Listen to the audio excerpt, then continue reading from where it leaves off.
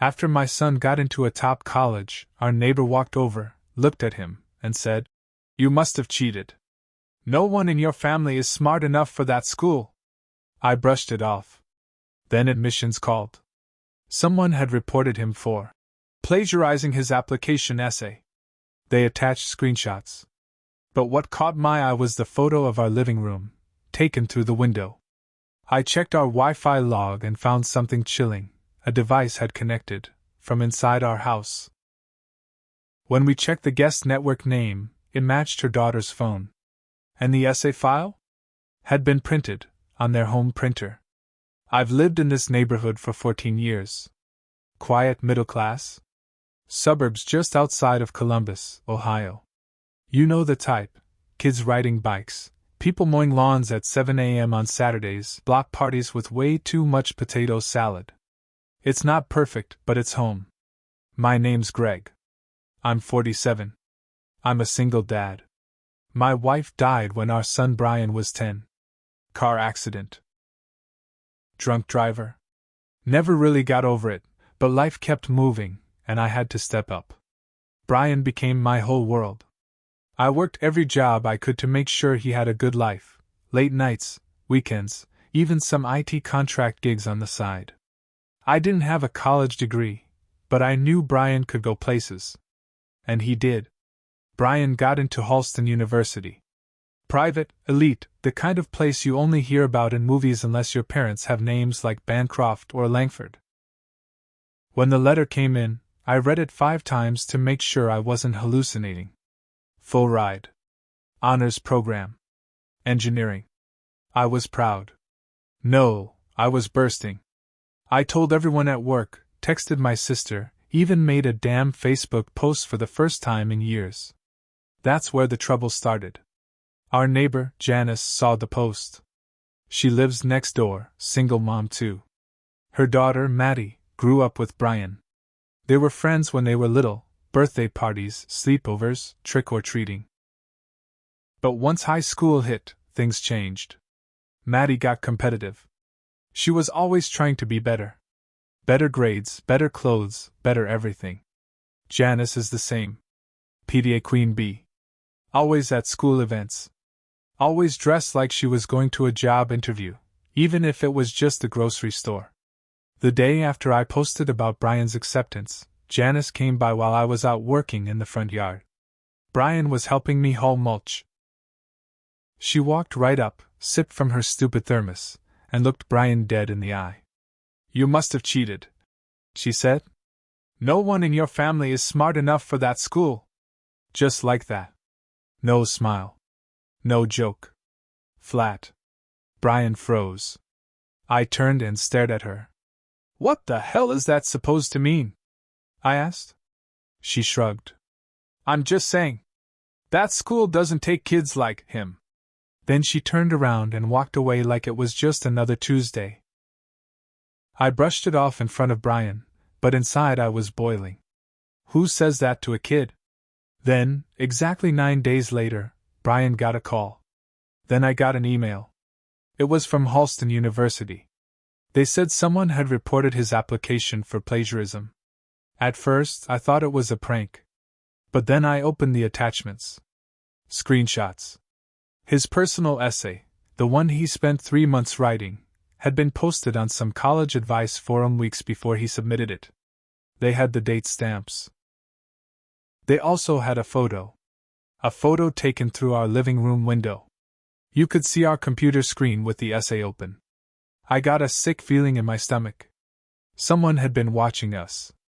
Someone had taken Brian's essay and uploaded it to make it look like he stole it. I work in IT. I'm not clueless. I logged into our router's admin panel. Checked the access logs. We don't usually use our guest network, but it had been activated once in the past 90 days, on March 3rd. The device name? Maddie iPhone. That was the night Janice and Maddie had come over. Janice brought over a lasagna, said she had leftovers. Maddie was looking for a book Brian had borrowed. She went upstairs to his room, supposedly. We all sat in the living room while Maddie poked around. I thought nothing of it. Now it all made sense. She connected to our Wi-Fi. Got into our shared folders. Brian kept his essays in a shared Google Drive that syncs locally. She opened the file, downloaded it, and printed it from our wireless printer. You guessed it. When I checked the print log, the essay had been printed that exact night. 1 page. The timestamp matched. That would have been enough to raise alarms. But I wasn't stopping there. I set up motion detection cameras around the house. I checked every log, every device. I pulled MAC addresses and compared them with our past connections. I even called a friend of mine from my contract IT days to help me analyze metadata in the original print file Brian had sent to Halston. We found something big. The document had been opened, edited, and saved once on a different machine. The IP address? It matched the IP from Janice's house. I nearly dropped the laptop. That means they didn't just copy it, they edited it, posted it online, and made sure the dates made it look like Brian was the thief. I put everything together. All the logs. All the screenshots. The timeline.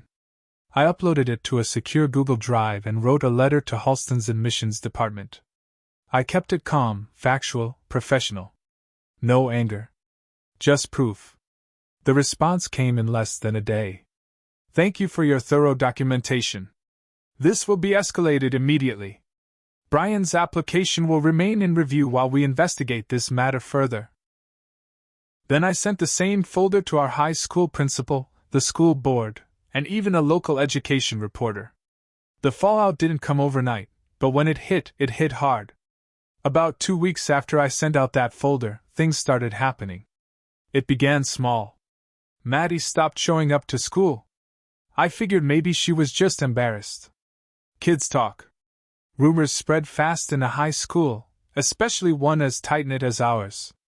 But then a notice went out to all parents from the school district. Due to an ongoing investigation regarding academic misconduct, we are conducting a formal review of a student's academic records. No further information can be disclosed at this time. They didn't name names. But everybody knew. I found out later that Maddie had been applying to colleges using multiple, sample, essays, some of them written by other students, others from online forums. She'd been warned before, privately. But this time was different. This time she got caught trying to frame someone else. My son. One afternoon, Brian came home quiet. I knew something was wrong. What happened? I asked him. She cornered me in the hallway. Maddie, he said. She said I only did it because you didn't deserve it. You were never supposed to win. I gripped the edge of the counter so hard my knuckles turned white. She really said that. Like he'd stolen something from her. And then she said something else. She told me her mom helped. That was the final piece. I always suspected Janice had something to do with it. But hearing Maddie say it outright? That changed everything. I sent another email. This one to the school district's legal office. I didn't threaten, didn't demand. I just said I had clear evidence that a parent had helped her child commit academic fraud, including unauthorized access to a minor's personal computer files. I attached a copy of the security camera footage from that night, showing Maddie on her phone near our desktop computer, and the router log showing her phone connected to our Wi-Fi. That did it. The school board called a special meeting. Quiet, off the record. But people talked. Teachers started whispering. Other parents started asking questions. It spread. Then came the knock. Janice. Middle of a Saturday. I was out front fixing the mower. She marched up the driveway like she was coming to collect a debt. You think you're clever?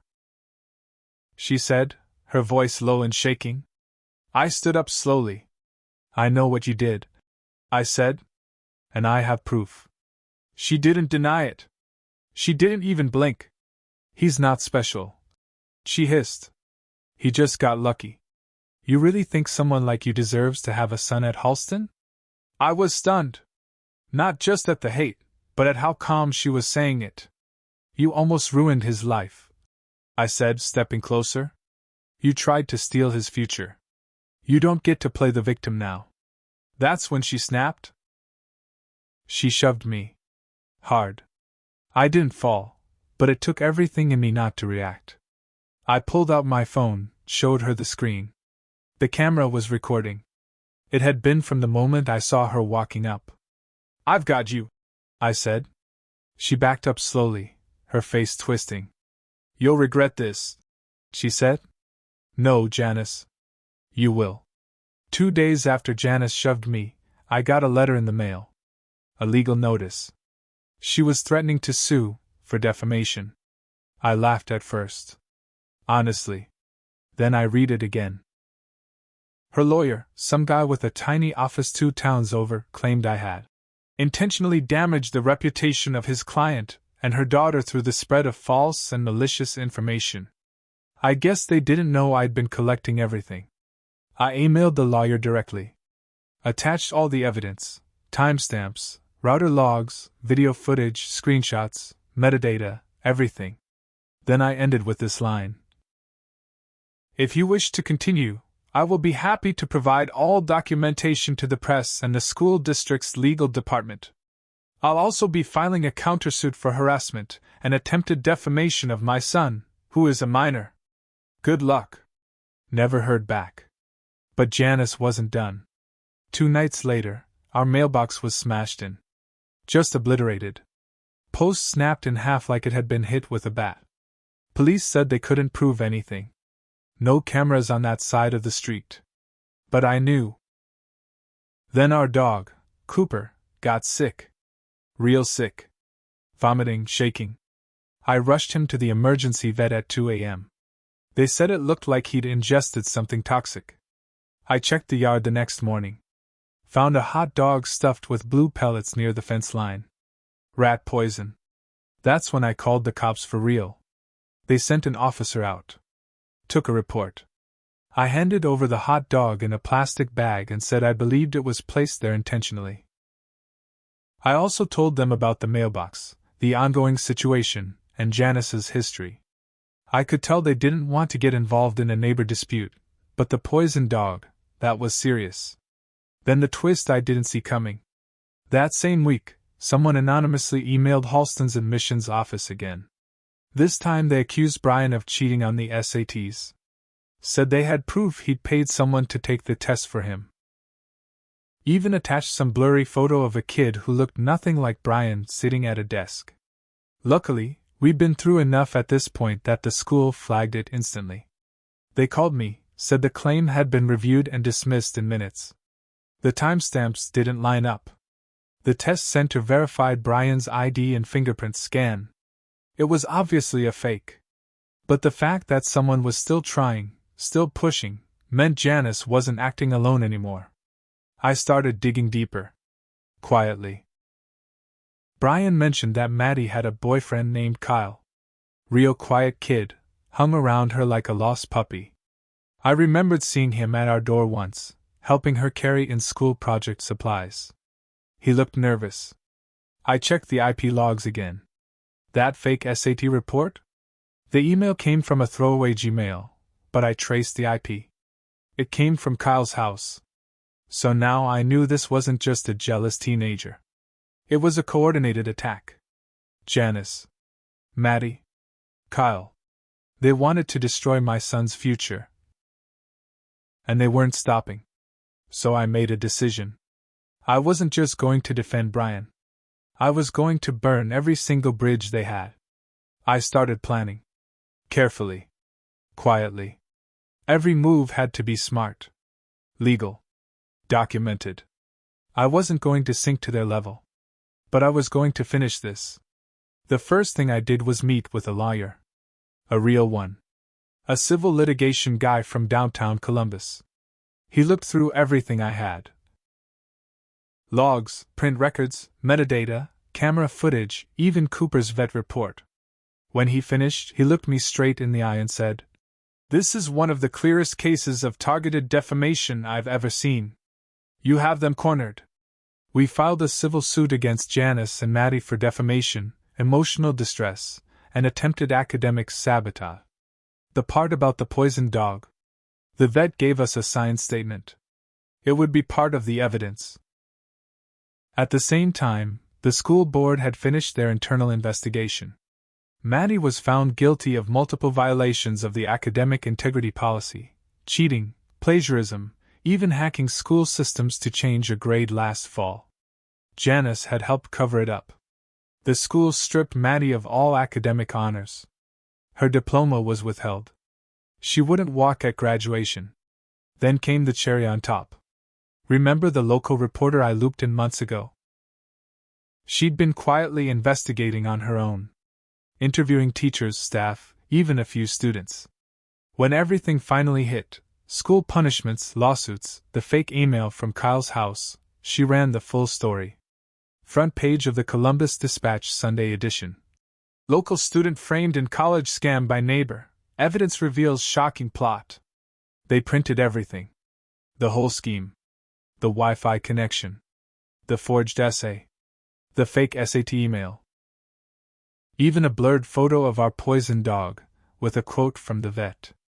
It exploded online. Within 48 hours, Janice lost her job at the local finance office. Her name was toast. She tried to fight back online, posting some long-winded Facebook rant claiming she was the victim. But it didn't work. Parents unfriended her. The PTA cut ties completely. Her daughter Maddie tried applying to a for-profit college out of state. They rejected her too. And Kyle? His parents were livid. Turned out they didn't know he was involved. They forced him to write a letter of apology to Brian. I read it. It was weak. Blamed Maddie. Said she pressured him. I didn't care. Damage was done. But here's where it turns a little on me. After all that, I became obsessed. I kept checking forums, tracking mentions, rereading court documents. I stopped sleeping right. I was so deep in it, I didn't notice Brian pulling away. One night, he came into the garage, where I was combing through emails again. He looked tired. Dad, he said, can we just be done with it? What do you mean? I asked. I got into the school. They dropped the accusations. We won. Why are you still fighting? I opened my mouth. Closed it again. He was right. I'd let revenge take over. I told myself I was doing it for him. But really, part of me, maybe a big part, was doing it for me. For all the years I felt small. For all the times people like Janice looked at me like I didn't belong. Like my kid didn't belong. I stared at him. I'm sorry, I said. I didn't realize. Brian nodded. I just want to move on. So I did. Eventually. The court case settled. Quietly. We got a payout. It wasn't huge, but it covered Cooper's vet bills, and then some. Janice's house went up for sale a few months later. No buyers. Too much neighborhood heat. She and Maddie moved out in the middle of the night. No goodbye. Brian left for Halston in the fall. He's thriving now. Studying robotics. Already working on something that I don't even understand, but he lights up when he talks about it. That's enough for me. Sometimes I sit out on the porch at night. Look over at the empty house next door. The for sale sign still crooked in the yard. And I think about how close they came to ruining everything. But they didn't. Because I was watching. Because I fought back. And because the truth, even when it's buried under lies, always finds a way to surface. Every single time.